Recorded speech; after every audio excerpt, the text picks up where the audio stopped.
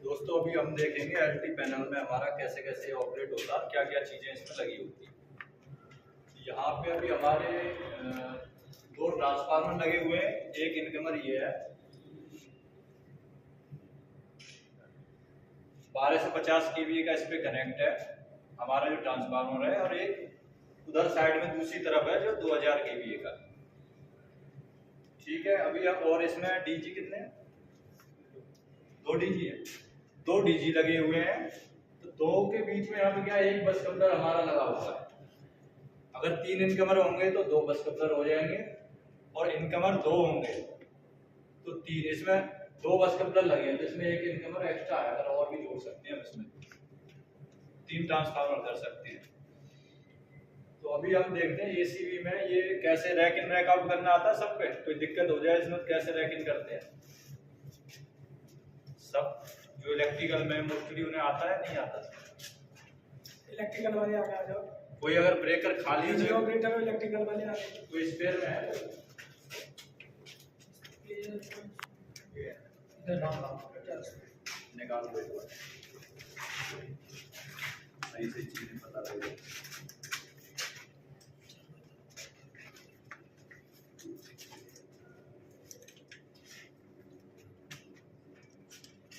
कोई दिक्कत तो नहीं है।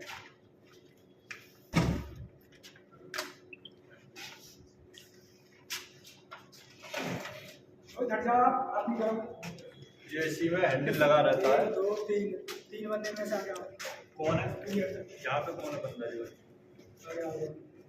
किसको पता है? ब्रेकिंग डेटा बताओ।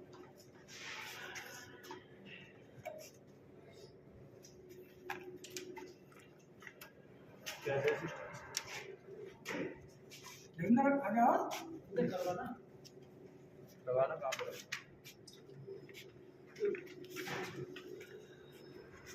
मुझे नहीं होगा। और फटने लगाओ, पहले इसके ऑन बटन दबाओ।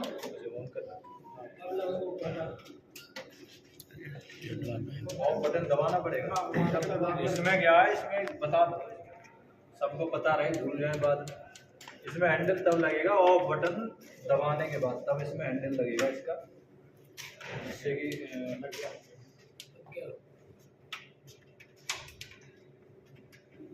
कस रहे हो इन कर रहे हो आप।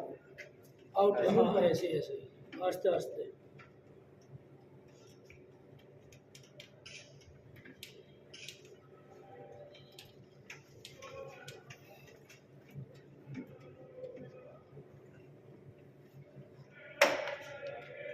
इसमें क्या है, ये वाला निशान भी इससे पता लग जाएगी। जैसे ही हमारा पूरा आउट हो जाएगा तो ये नीचे आ जाएगा बिल्कुल। अगर बीच में कहीं अटक जाता है कई बार तो ये निशान ऊपर रहेगा, ये वाला।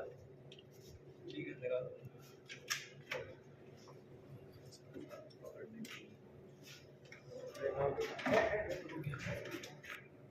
क्लिप है साइड।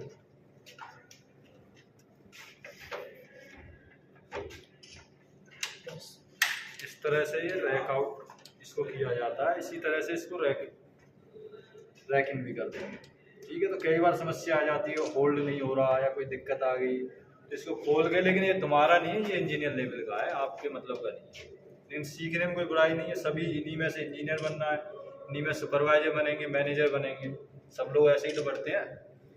अच्छा, इसमें सर्विस हुई है तुम्हारे सामने कभी? क्या क्या कौन कौन सी रिले इसमें लगी रहती हैं, क्या क्या सेफ्टी है, पता है किसी को? 3 रिले होती है, 4। कौन बोले? User relay, under relay, closing relay और मास्टर। कैसे कैसे काम करते हैं? यूजर रिले का मतलब होता है अंडर वोल्टेज रिले, मतलब जॉइंट कंट्रोलिंग के लिए, मतलब दोनों बटनों को जोड़ती है। यूवी हाँ, दिखा दिया करो। और कोई? काम होता है। अच्छा, सबसे पहले मैं आपको बताऊं, ब्रेकर हमारे 2 तरह के होते हैं। एक होता है एमडीओ और एक होता है ईडीओ। एमडीओ होता है manual draw out, manual operating draw out, और ईडीओ इलेक्ट्रिकल ड्रॉ आउट। क्या अंतर है इसमें, कैसे पता लगाओगे ये एमडीओ है या ईडीओ है?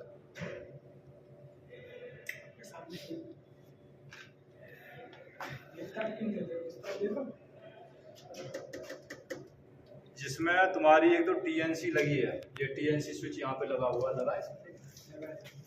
ये वाला टीएनसी स्विच लगा है तो इसका मतलब ये ईडीओ है।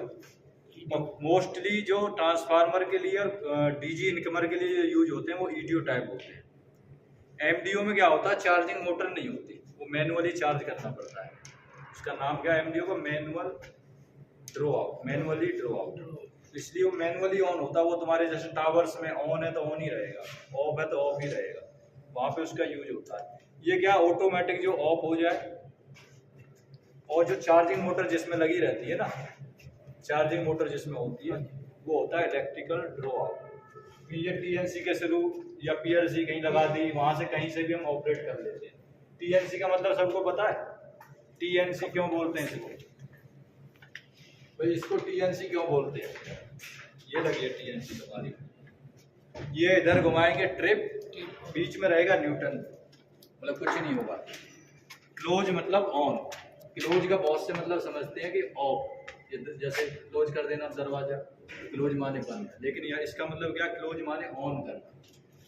तो इसमें हमारी एक तो संट कॉइल होती है, संट कॉइल इसमें हो गया तो वो ब्रेकर को कमांड आएगी संट कॉइल को, वो इसको ऑफ करेगा।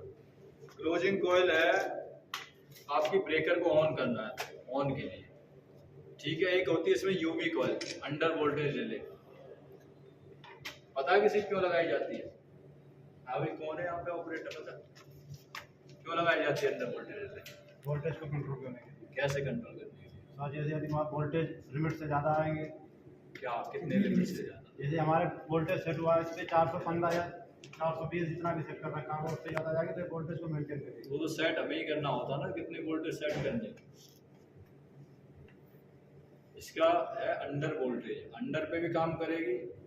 अंडर मतलब जैसे इसके नाम से ही पता लग रहा है, अंडर वोल्टेज रिले, यानी 300, उसको हम जो सेटिंग करते हैं मोस्टली 380 वोल्टेज से नीचे होंगे तो ब्रेकर को ऑफ कर देगी, ठीक है। और 450 से ज़्यादा होंगे तब भी वो ब्रेकर को ऑफ कर देगी। और तीसरे कंडीशन में जैसे कि सप्लाई चलेगी तब भी हमारी यूवी ही ब्रेकर को ऑफ करती है। जब उसमें सप्लाई नहीं मिलेगी यूवी को तो ब्रेकर को ऑफ कर देगी। ये होता है यूवी का काम। अब जैसे तुम इसे यहाँ होल्ड करोगे ना, इसको मैनुअली चार्ज करके इसको ऑन करोगे तो ये ऑन नहीं होगा, क्यों? उसको सप्लाई नहीं मिल रही यूवी को, यूवी की सप्लाई मिलती है, ये कंट्रोलिंग के वायर है सारे, इनके थ्रू इसको सप्लाई मिलती है यूवी को, ठीक है। एक होती है इसमें अर्थ फॉल्ट रिले, जब ब्रेकर में कोई भी जैसे अर्थ फॉल्ट आता है, अर्थ लीकेज हो गया कहीं पे, अर्थ लीकेज समझते हो ना क्या? कोई फेस पे कहीं से फेस कहीं धरती पे गिर गया है, कहीं दीवार में टच हो गया तो उसको अर्थिंग मिल गई। अर्थिंग पे कितने पे सेटिंग की जाती है अर्थ फॉल्ट की? 0.3 या 0.4। तो कितना हो गया ब्रेकर का? ब्रेकर की जो कैपेसिटी है, जैसे मान के चलो 1000 एम्पियर का ब्रेकर है, ठीक है। 1000 एम्पियर का 0.3 यानी कि 3 एम्पियर इसको लोड आएगा, ऐसे ये ब्रेकर को ट्रिप कर देगी। ये होता है अर्थ फॉल्ट। अच्छा, ये बता सकते हो एसीबी क्यों कहते हैं? एसीबी क्यों कहते हैं?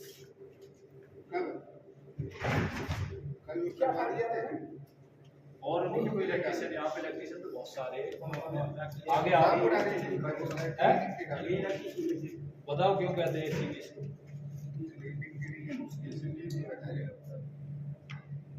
सच में लग जाता करंट। इसको एयर सर्किट ब्रेकर इसलिए कहते हैं कि इसके जो कॉन्टैक्ट हैं, यहाँ पे आपने ये क्या आर्च्यूट लगे हुए हैं, आर्च्यूट को जब आप निकालोगे यहाँ से तो यहाँ पे 2 कॉन्टैक्ट होते हैं अंदर, एक होता है फिक्स कॉन्टैक्ट, एक होता है मूविंग कॉन्टैक्ट। जब इसको हम ऑन करते हैं तो फिक्स में जाके टच होता है, तो ये क्या, ये खुले में बिल्कुल, तो इसमें स्पार्क तो होगा। जब आप छोटा सा एक बल्ब भी जलाओगे तो वहाँ स्पार्किंग होती है, और इस पर तो एक साथ तुम पूरा लोड डाल रहे हो, अब पता नहीं पीछे कितना लोड चल रहा है, 500 एम्पियर है, 200 है, 300, तो स्पार्क होगा। तो इस स्पार्क को रोकने के लिए यहाँ पे आर्च्यूट लगाया जाता है। ये आर्च्यूट क्या करता है, उस स्पार्क को छोटे छोटे भागों में डिवाइड करके यहीं खत्म करता है। तो ये क्या, एयर में इसके कॉन्टैक्ट जो मेन जो है, जो इसका नाम क्यों कहते हैं, इसके जो एयर में कॉन्टैक्ट लग रहे हैं इसलिए इसको एयर सर्किट ब्रेकर कहते हैं। जैसे बीसीबी है, बीसीबी का क्या, वैक्यूम सर्किट ब्रेकर, उसके जो कॉन्टैक्ट होते हैं फिक्स, और फिक्स कॉन्टैक्ट हो गए जो पीछे की तरफ, और मूविंग कॉन्टैक्ट है जो जाके जब ऑन करते हैं टच हो जाते हैं, ठीक है। तो वो एक वैक्यूम के अंदर होते हैं टच, वहाँ पे क्या, वैक्यूम का मतलब जिसमें ऑक्सीजन ना हो, और तुम्हें तुम्हें पता होगा फायर वाला, तुम्हें आगे आओ। दिया हुआ है। कहाँ गया? फायर कब लगती है, क्या क्या चीजें होनी चाहिए?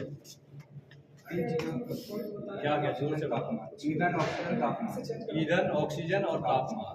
और वैक्यूम सर्किट ब्रेकर में क्या होता है कि उसमें ऑक्सीजन नहीं मिलती। अच्छा, ऑक्सीजन नहीं मिलेगी तो आग लग जाएगी? तो उसका यही जो बीसीबी काम है, वैक्यूम सर्किट ब्रेकर, जब उसमें कॉन्टैक्ट आपस में भिड़ते हैं तो वहाँ ऑक्सीजन होती नहीं है तो आग लगती नहीं है, समझो, इसलिए बीसीबी। ऐसे ही SF6, तो इनका ब्रेकरों का सबका जो उसी के हिसाब से नाम है, जैसे एयर में खुले में ऑन हो रही है कॉन्टैक्ट इसके, इसलिए एयर सर्किट ब्रेकर, उसको वैक्यूम सर्किट ब्रेकर। और SF6 को सल्फर हेक्साफ्लोराइड गैस के द्वारा ऑपरेट होती है, इसलिए उसको SF6 बोलते हैं, सल्फर हेक्साफ्लोराइड। अगर तीन चीजों में से एक भी चीज अगर इसी ने मिली तो क्या चीज, तीन चीज? ठीक है, इसके बारे में किसी कुछ पूछना है तो वो पूछ सकता है। ये सब इंडिकेटर सबको पता ही होगा। अभी ये ट्रांसफार्मर बंद है तो ये R, Y, V 3 फेस है। ये ऑन पोजीशन में होगा तो ऑन का जलेगा, ऑफ में होगा तो ऑफ वाला। ट्रिप, जैसे किसी फॉल्ट के कारण ट्रिप हो जाए तो ट्रिप का इंडिकेटर। ये है DG सप्लाई हेल्थी। अगर सप्लाई हमारी DG की है हेल्थी, मतलब हमारा ये सिस्टम हेल्थी है या नहीं, ये कंट्रोलिंग वायरिंग जो इसकी हो रखी है, जो सप्लाई हमारी हेल्थी है कि नहीं। ट्रिप सर्किट ले, ये ट्रिप पे जब ट्रिप हो जाए उसके लिए स्प्रिंग चार्जिंग, अगर ये स्प्रिंग चार्ज होगा, ये हैंडल चार्ज हो जाती, मोटर लगी है तो ऑटोमेटिक हो ही जाती है, तो स्प्रिंग चार्जिंग की ये इंडिकेटर चलता है। ये हमारे मीटर ये सिंगल फेस के लिए एम्पियर के लिए लगा है, ये वोल्टेज मीटर है, ठीक है। ये एम्पियर मीटर है, अभी कोई बंद है, इसमें सप्लाई नहीं है। और ये हमारा मल्टी फंक्शन मीटर है, इसमें KWH जो DG की यूनिट वगैरह निकालते हैं, और लोड भी इसमें दिखाएगा, पावर फैक्टर दिखाएगा, वोल्टेज दिखाएगा, इस तरह की चीज़ें इसमें भी वोल्टेज का है। ये खाली है, ये हुटर है, किसी भी तरह कोई फॉल्ट या कुछ ऐसी कुछ दिक्कत होती है तो इसमें पहले छोटे फॉल्ट पे क्या अलार्म करेगा, और कोई बड़ा फॉल्ट होगा डायरेक्ट। ठीक है, अब इसको देखेंगे रैक आउट कैसे करते हैं। रैक आउट के लिए पहले इसको अंदर करके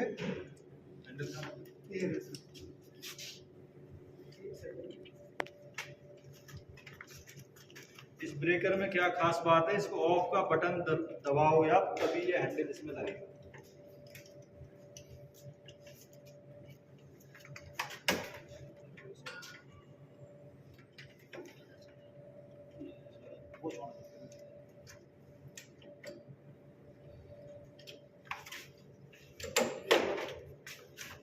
मुझे भी ले लिया।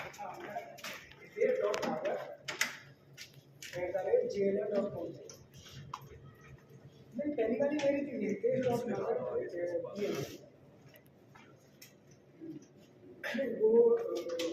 वो शर्मा जो वाली है ना आपके पास, वो उनकी है, हमारी जी।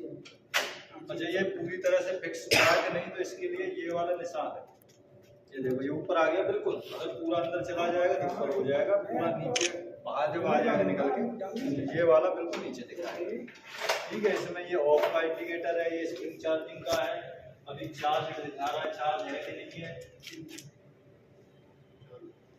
ठीक है, ये ऑफ पुश बटन हो गया, ऑन हो गया। ठीक है, और कुछ सीखना है इसमें?